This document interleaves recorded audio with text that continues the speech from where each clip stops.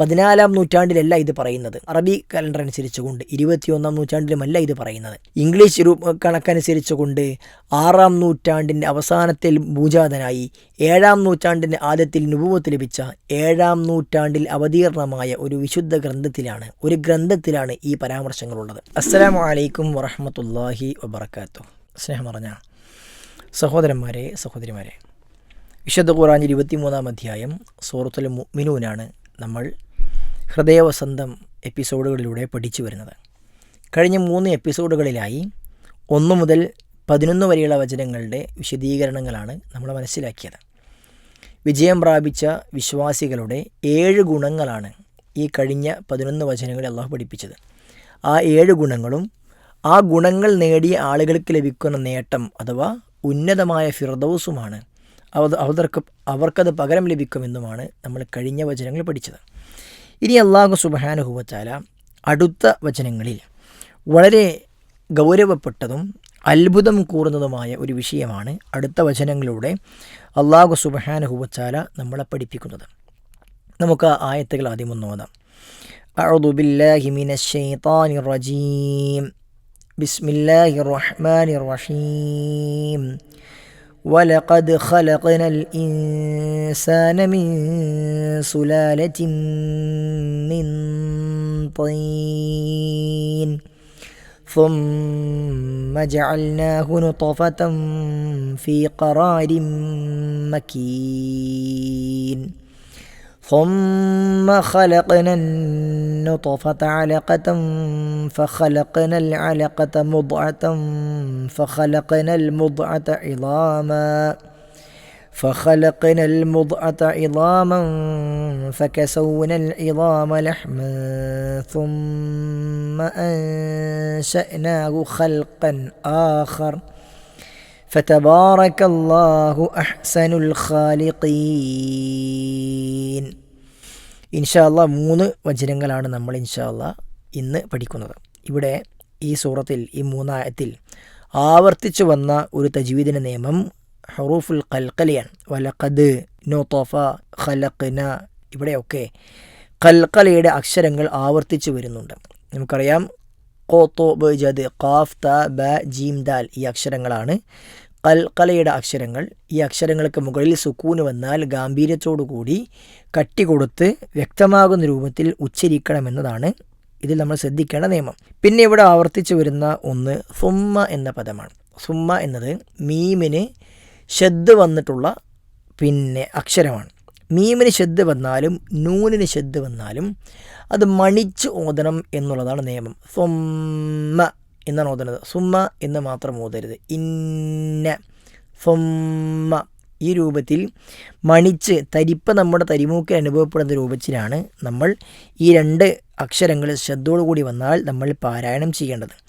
അതേപോലെ തന്നെ നമ്മൾ ശ്രദ്ധിക്കേണ്ട ഒരു പാരായണമാണ് 13-ാമത്തെ വചനത്തിലെ ഖറാരിം മക്കീൻ എന്നത്. അവിടെ റാഇന് കെസറാണ്. റാഇന് കെസർ വരുമ്പോൾ താഴെ കെസർ തൻവീനാകട്ടെ തൻവീനില്ലാത്തതാകട്ടെ എപ്പോഴൊക്കെ റായിന് കസറ് വരുന്നുണ്ടോ അപ്പോഴെല്ലാം തർക്കീഖ് അഥവാ സ്വരം കുറച്ച് എളുപ്പത്തിലാണ് അത് ഓതേണ്ടത്. രീ എന്ന ഉച്ചാരണമാണ് അവിടെ ഉണ്ടാകേണ്ടത്. ഖറാറിം മക്കീൻ എന്ന് ഓതിയാൽ ആ പാരായണം തെറ്റായ പാരായണമാണ്. ഖറാരിം മക്കീൻ എന്നാണ് നമ്മൾ ഓതേണ്ടത്. അപ്പോൾ ഈ കാര്യങ്ങൾ തജ്വീദിൻ്റെ നിയമങ്ങൾ നമ്മൾ ശ്രദ്ധിക്കേണ്ടതാണ്. ഇനി എന്താണ് ഈ വചനങ്ങളിലൂടെ അല്ലാഹു സുബ്ഹാനഹു വ തആല നമ്മളെ പഠിപ്പിക്കുന്നത്?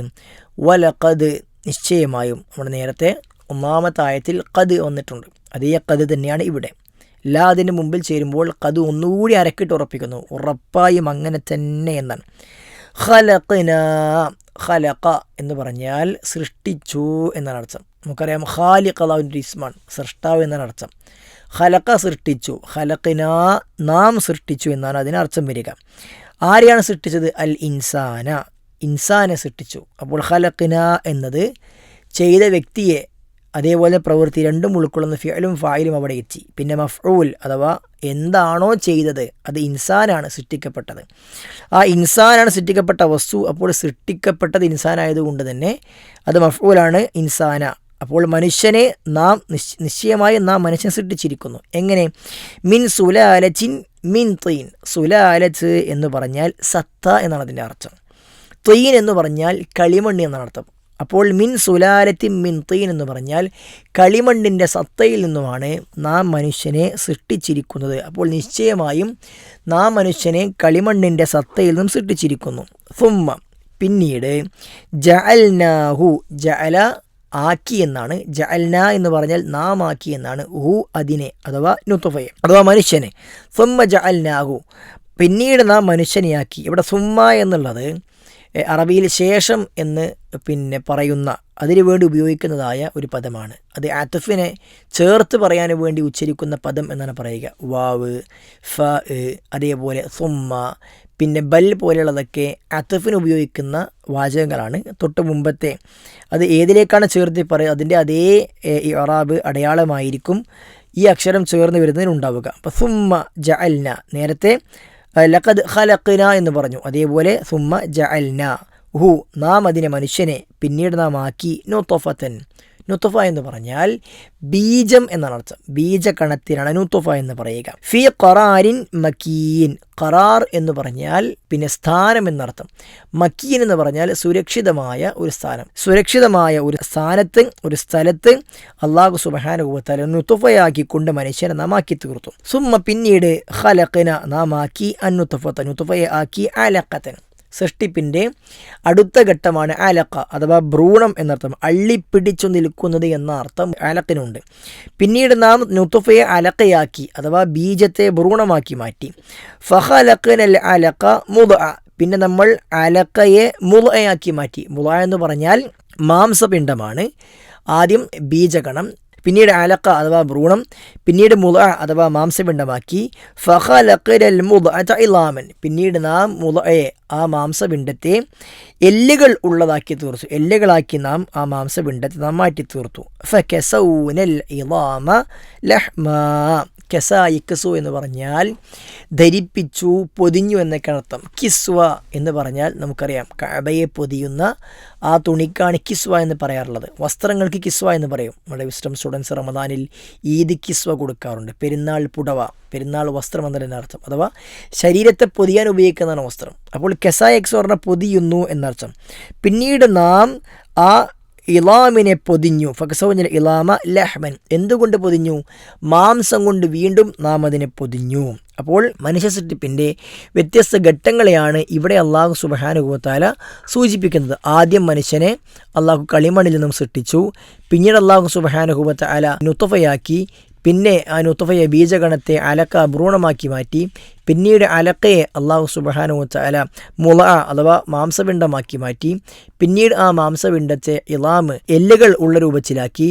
പിന്നീട് നാം എല്ലിനെ മാംസം കൊണ്ട് വീണ്ടും പൊതിഞ്ഞു. പിന്നീട് അല്ലാഹു സുബ്ഹാനഹു വ തആല സുമ്മ അൻശഅന, വീണ്ടും പറയുന്നു, പിന്നെ നാം അതിനെ വളർത്തിയെടുത്തു. അൻശ എന്ന പദത്തിൻ്റെ അർത്ഥം വളർത്തുക അല്ലെങ്കിൽ ഉണ്ടാക്കുക എന്നൊക്കെ അർത്ഥമുണ്ട്. അപ്പോൾ പിന്നെ അൻശഅനാഹു നാം അതിനെ വളർത്തിയെടുത്തു. ഖൽഖൻ ആഖർ, ഖൽഖ് എന്ന് പറഞ്ഞാൽ സൃഷ്ടിപ്പ് അല്ലെങ്കിൽ സൃഷ്ടി. ആഖർ എന്ന് പറഞ്ഞാൽ മറ്റൊന്ന്. ആഖിർ എന്ന് പറഞ്ഞാൽ അവസാനത്തെ എന്നാണ് അർത്ഥം. യൗമുൽ ആഖിർ നമ്മൾ പറയും. ആഖിർ എന്ന് പറഞ്ഞാൽ മറ്റൊന്ന് എന്നാണ് അർത്ഥം.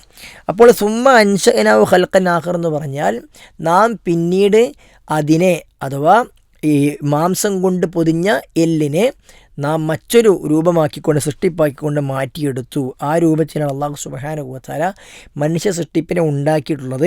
ഫതബാറകല്ലാഹു അഹ്സനുൽ ഖാലിഖീൻ. അപ്പോൾ തബാറക് എന്ന് പറഞ്ഞാൽ അനുഗ്രഹപൂർണ്ണനായിരിക്കുന്നു. ബറക്കത്ത് എന്ന് പറഞ്ഞാൽ അനുഗ്രഹം എന്നാണ് അർത്ഥം. തബാറക് എന്ന് പറഞ്ഞാൽ അനുഗ്രഹം ഉള്ളവനായി തീർന്നിരിക്കുന്നു, അനുഗ്രഹപൂർണ്ണനായിരിക്കുന്നു. ആര്?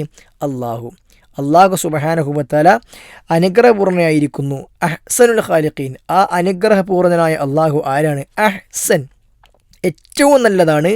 അൽ ഖാലിഖീൻ, സൃഷ്ടിക്കുന്ന ആളുകളിൽ. ഒരു വസ്തുവിനെ സൃഷ്ടിക്കുന്ന ആളുകൾക്കെല്ലാം ഖാലിഖ് എന്ന് പറയാം. എന്നാൽ അൽ ഖാലിഖ് അല്ലാഹു സുബ്ഹാനഹു വ തആല മാത്രമാണ്. അങ്ങനെ ആരൊക്കെ സൃഷ്ടിക്കുന്നുണ്ടോ, എന്തൊക്കെ സൃഷ്ടിക്കുന്നുണ്ടോ, എല്ലാ സൃഷ്ടികളിൽ നിന്നും ഏറ്റവും അഹ്സനായി പടക്കുന്നവൻ അല്ലാഹു സുബ്ഹാനഹു വ തആലയാണ് എന്നാണ് ഈ ആയത്തിൽ അല്ലാഹു പഠിപ്പിക്കുന്നത്. അപ്പോൾ ഈ 3 ആയത്തുകളിലൂടെ അല്ലാഹു സുബ്ഹാനഹു വ തആല മനുഷ്യ സൃഷ്ടിപ്പിൻ്റെ വ്യത്യസ്ത ഘട്ടങ്ങളെയാണ് അല്ലാഹു ഇവിടെ പഠിപ്പിക്കുന്നത്. ഒന്നാമതായി അല്ലാഹു വലഖദ് ഖലഖൽ ഇൻസാന മിൻ സുലാലത്തിൻ മിൻ തീൻ എന്ന് പറഞ്ഞു. കളിമണ്ണിനെ സത്തയിൽ നിന്നും നാം മനുഷ്യനെ സൃഷ്ടിച്ചിരിക്കുന്നു എന്ന് അള്ളാഹു സുബ്ഹാനഹു വ തആല പറഞ്ഞു. ഈ സൃഷ്ടിപ്പ് ആരാണ്? നമുക്കെല്ലാം അറിയാം, ആദം അലൈഹി സ്വലാത്തു വസ്സലാമാണ്. അള്ളാഹു സുബ്ഹാനഹു വ തആല ആദം അലൈഹി സ്വലാത്തു വസ്സലാമയെ കളിമണ്ണിൽ നിന്നുമാണ് സൃഷ്ടിച്ചത് എന്ന് അള്ളാഹു സുബ്ഹാനഹു വ തആല നമ്മളെ പഠിപ്പിച്ചിട്ടുണ്ട്. സൂറത്തുൽ ഹജ്ജിൽ 22-ാം അധ്യായം സൂറത്തുൽ ഹജ്ജിൻ്റെ 5-ാമത്തെ വചനത്തിൽ അള്ളാഹു സുബ്ഹാനഹു വ തആല ഇവിടെ തീയെന്ന് പ്രയോഗിച്ചതിനെ അവിടെ തുറാബ് എന്ന് പ്രയോഗിച്ചിട്ടുണ്ട്. യാ യുഹന്നാസ് ഇൻ കുൻതും ഫീ റൈബിൻ മിനൽ ബഅസി ഫഇന്നാ ഖലഖനാകും മിൻ തുറാബ്. നിങ്ങളെ നാം മണ്ണിൽ നിന്നുമാണ് സൃഷ്ടിച്ചിരിക്കുന്നത് എന്ന് അല്ലാഹു സുബ്ഹാനഹു വ തആല പറഞ്ഞു. സൂറത്തു സജദയുടെ 7-ാമത്തെ വചനത്തിൽ അല്ലദീ അഹ്സന കുല്ല ഷൈഇൻ ഖൽഖഹു വബദഅ ഖൽഖൽ ഇൻസാനി മിൻ തീൻ. അല്ലാഹു സുബ്ഹാനഹു വ തആല മനുഷ്യ സൃഷ്ടിപ്പിനെ ആരംഭിച്ചിട്ടുള്ളത് അത് തീനിൽ നിന്നാണ്, കളിമണ്ണിൽ നിന്നാണ് എന്ന് അല്ലാഹു സുബ്ഹാനഹു വ തആല സൂറത്തു സജദയിൽ അല്ലാഹു സുബ്ഹാനഹു വ തആല പഠിപ്പിച്ചിട്ടുണ്ട്. അപ്പോൾ മണ്ണിൽ നിന്ന് അല്ലാഹു മനുഷ്യനെ അഥവാ ആദ്യ മനുഷ്യനെ പടച്ചു എന്ന് വിശുദ്ധ ഖുർആനിൽ വ്യത്യസ്ത സ്ഥലങ്ങളിലൂടെ അല്ലാഹു സുബ്ഹാനഹു വ തആല പറഞ്ഞ് പഠിപ്പിച്ചതായ യാഥാർത്ഥ്യമാണ്. മറ്റൊരു ഹദീസിൽ പ്രവാചകൻ സല്ലല്ലാഹു അലൈഹി വസല്ലമയിൽ നിന്നും ഇമാം തുർമുദിയും അബൂദാവൂദും അഹ്മദുമെല്ലാം ഉദ്ധരിച്ച ഹദീസിൽ നമുക്കിപ്രകാരം കാണാൻ സാധ്യമാകും. ഇന്നല്ലാഹ തആല ഖലഖ ആദമ മിൻ ഖബ്ലത്തിൻ ഖബ്ലഹാ മിൻ ജമീഇൽ അർദ്. ഭൂമിയിൽ മുഴുവനുമുള്ള ഒരു പിടുത്തത്തിൽ നിന്ന്, മൊത്തത്തിൽ ബാധമാകുന്ന ഒരു പിടി മണ്ണിൽ നിന്നുമാണ് അല്ലാഹു സുബ്ഹാനഹു വ തആല ആദം അലൈഹി സ്വലാത്തു വസ്സലാമയെ സൃഷ്ടിച്ചിട്ടുള്ളത്. അതുകൊണ്ട് തന്നെ ഫജാഅ ബനു ആദമ അലാ ഖദ്രിൽ അർളി.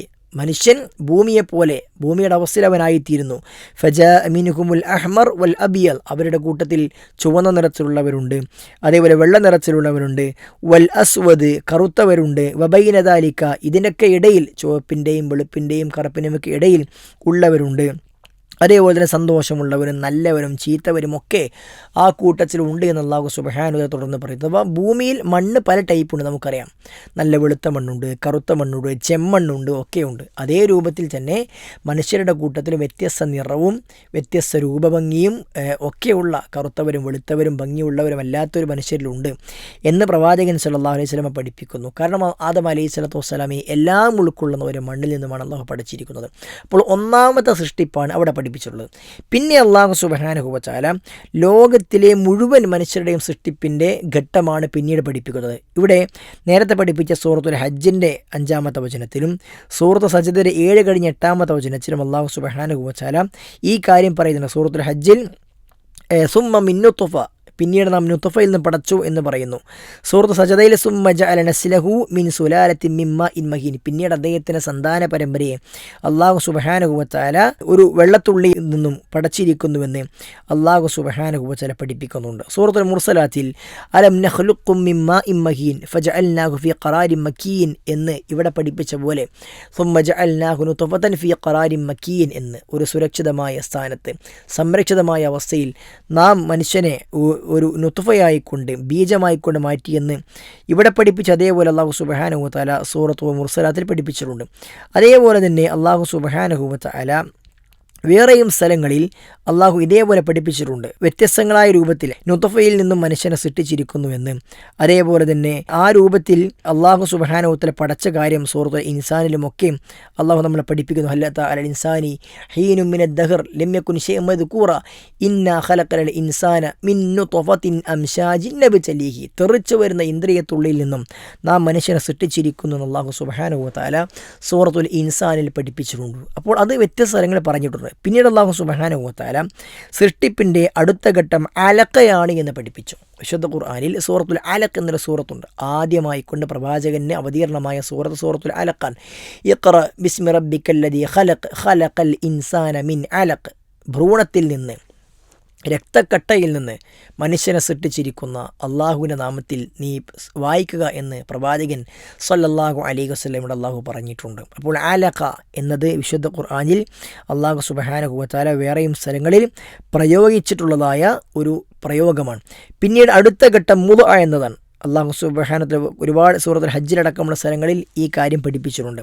പിന്നീട് അള്ളാഹു സുബ്ഹാനഹു വ തആല ഇളാമായിക്കൊണ്ടും അഥവാ എല്ലായിക്കൊണ്ടും പിന്നെ ആ എല്ലിനെ അള്ളാഹു സുബ്ഹാനഹു വ തആല മാംസം കൊണ്ട് പൊതിഞ്ഞു എന്നുമെല്ലാം വ്യത്യസ്ത ഘട്ടങ്ങൾ അള്ളാഹു ഈ ആയത്തിൽ പഠിപ്പിക്കുന്നു. ഇത് മനുഷ്യ സൃഷ്ടിപ്പിൻ്റെ ഘടനയെ ഘട്ടത്തെ വ്യക്തമാക്കുന്ന ഏറ്റവും പ്രധാനപ്പെട്ട ആയത്താണ്.